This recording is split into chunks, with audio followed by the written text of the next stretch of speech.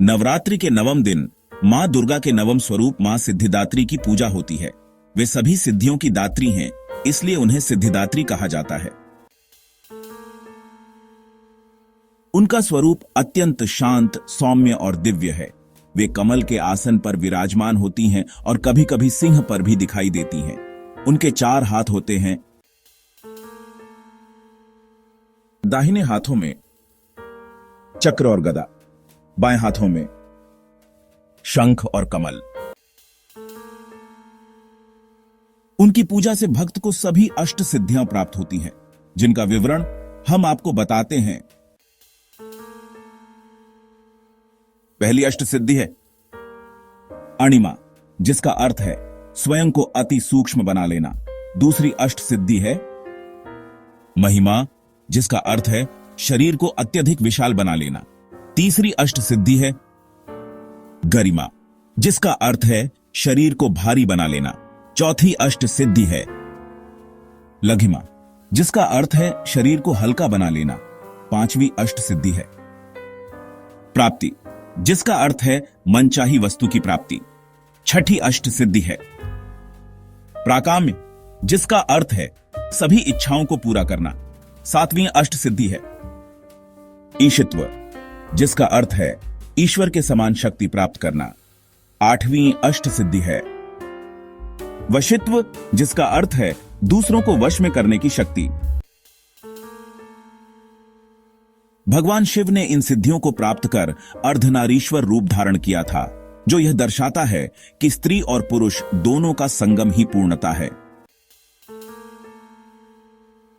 ऋषियों, मुनियों, देवताओं और योगियों ने मां की उपासना कर दिव्यता प्राप्त की। मां सिद्धिदात्री को साधना, योग और ध्यान का चरम रूप माना जाता है। आइए हम जानते हैं मां सिद्धिदात्री की साधना का अद्भुत महत्व और इसके द्वारा मिलने वाले दिव्य लाभों के बारे में। जीवन में स्थिरता, सफलता और शांति मिलती है।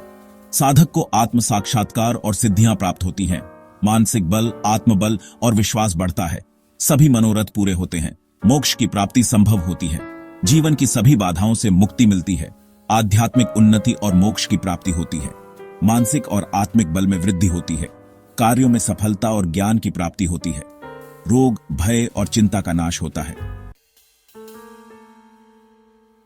मां सिद्धिदात्री कथा शुरू करने से पहले आइए उनकी व्रत विधि को विस्तार से जानें, ताकि पूजा सही विधि विधान से की जा सके और माता की कृपा प्राप्त हो। प्रातः ब्रह्म मुहूर्त में उठकर स्नान करें। स्वच्छ स्थान पर मां का चित्र या मूर्ति स्थापित करें। मां को चंदन, अक्षत, सिंदूर, रोली और लाल फूल अर्पित करें। विशेष रूप से कमल का पुष्प चढ़ाना अत्यंत शुभ माना जाता है। भोग में हलवा, चना और पूरी के साथ फल जैसे केला, नारियल और अनार अर्पित करें। मां सिद्धिदात्री के मंत्र ओम ऐं ह्रीं क्लीं सिद्धिदात्रिये नमः का 108 बार जाप करें। दुर्गा सप्तशती, सिद्धिदात्री स्तोत्र या देवी कवच का पाठ करें। कन्या पूजन करें। 9 कन्याओं को भोजन करवाएं और दक्षिणा दें। आरती करके पूर्ण श्रद्धा से नमन करें। अब समय है मां सिद्धिदात्री की दिव्य व्रत कथा सुनने का। आइए श्रद्धा और भक्ति के साथ इसकी शुरुआत करें। उनकी व्रत कथा न सिर्फ भक्तों को प्रेरणा देती है, बल्कि जीवन में आध्यात्मिक ऊंचाइयों तक पहुंचने का मार्ग भी दिखाती है। बहुत प्राचीन समय की बात है, जब ब्रह्मांड की रचना नहीं हुई थी। चारों ओर केवल अंधकार ही था। उस समय कोई भी जीवन नहीं था। तभी आदिशक्ति ने स्वयं को प्रकट किया। उसी रूप को हम मां सिद्धिदात्री के नाम से जानते हैं। जब भगवान शिव ने सृष्टि की रचना के लिए तपस्या शुरू की, तब देवी ने प्रसन्न होकर उन्हें दर्शन दिए और अष्ट सिद्धियां प्रदान की।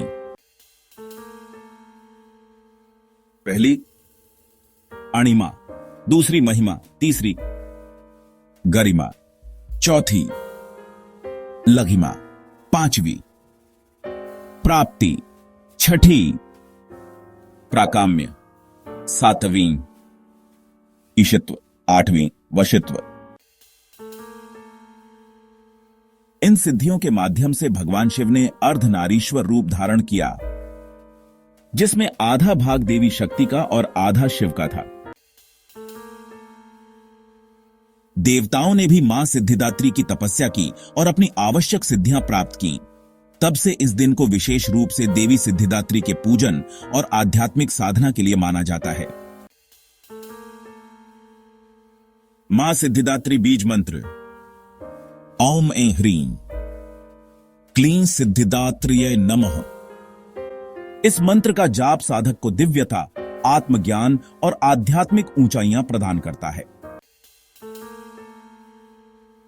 अगर आपको यह वीडियो पसंद आई हो तो इसे लाइक करें, अपने दोस्तों के साथ शेयर करें और कमेंट बॉक्स में जय माता दी लिखकर मां का आशीर्वाद प्राप्त करें।